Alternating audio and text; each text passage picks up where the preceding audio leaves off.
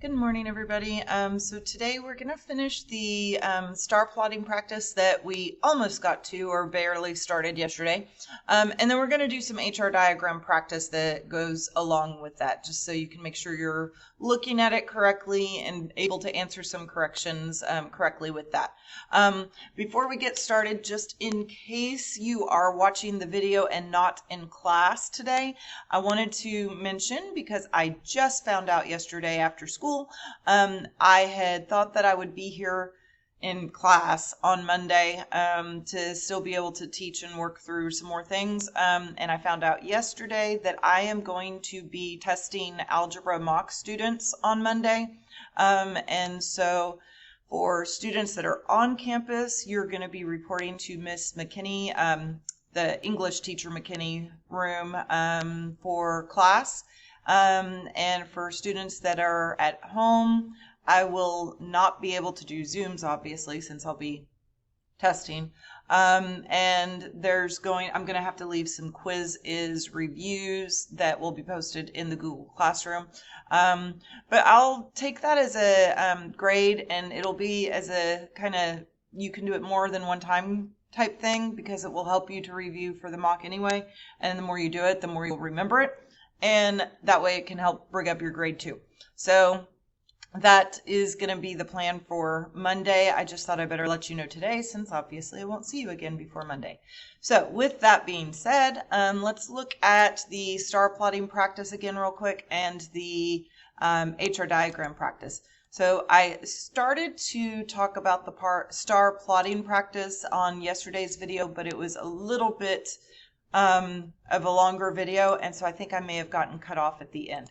So basically, you can go through and you can plot some of the different stars, and just realize that I saved that as the copy yesterday. Oops. So anyway, if you plot some of the different stars, this one is one that looks like it's at about 6,010 to the second. So this one is over here, zeta.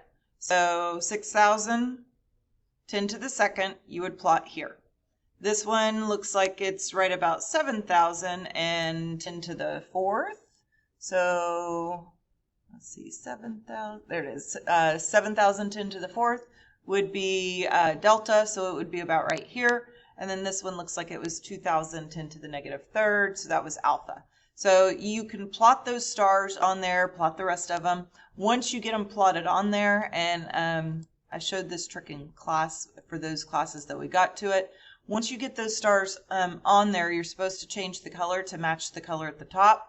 So you can plot them first and then just drag a box around all of them in that area and come up to the top and change the color to match. And it's a whole lot faster than if you change each one as you go. So that you could just do it all at once. So that's kind of the idea with this one. Just be careful to make sure you're looking at what the luminosity is, because some of them do have a -3 or like a negative number, and some of them are positives. So you want to make sure that if they're negative, they're down here. If they're positive, they're up here. And then also be sure that if it's greater than 40,000, you're going this direction. But if it's less than 40,000, you're going that direction, to make sure you're getting the numbers in the correct, on the correct side of it, since it's backwards on this scale. So look to see, what is it going to be between? Is that number between 25,000 and 40,000, or is that number between 40,000 and 50,000? So that you can make sure you get those in the right places. So that is this one. Once you finish with this one, the other thing we're going to work on and look at today is the HR diagram independent practice. So you have another Hertzsprung-Russell diagram up here. It shows you where the sun is. It's got the colors on it. It's got some of the labels down here at the bottom. And then again, the luminosities over here on the left. It does have each of the different categories labeled as well. So the blue giants, red supergiants, red giants, the main sequence through here, and the white dwarfs. And then it's just asking you to answer some questions about the HR diagram itself. And then on the second part, it's asking you to think about what the HR diagram is telling you. So Like for instance, the surface temperature of a white dwarf is blank than the surface temperature of a red giant. So is it greater than or is it less than this temperature of a supergiant? So, and then what colors are they? Red, blue, white, yellow, orange, whatever. Most stars are classified as which type of star. So like white dwarf, blue giant, red supergiant, main sequence, red giant, so forth. So it's just those types of thing. And then it tells you to plot these stars on there. And then to identify the color and what it would be. So white dwarf, main sequence, blue giant, red giant, or supergiant for those stars that you plotted. And then to use this to answer the following questions. And sometimes we use spectral class as an added classification on the HR diagram. If we do, it's usually up at the top, but it gives you those differences in those classifications on there. So it's just another thing that you can look at. So if it tells you that the Barnard star is a temperature of 2,800, then look at where it would be and figure out what spectral class that would fall into.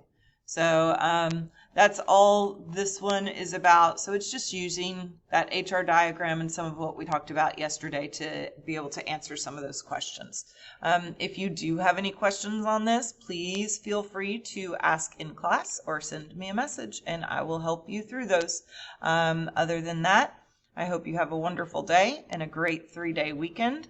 And some of you I may be testing on Monday. Other than that, I will not see most of you until Wednesday. So I will see you in a while. Bye-bye. Have a good day.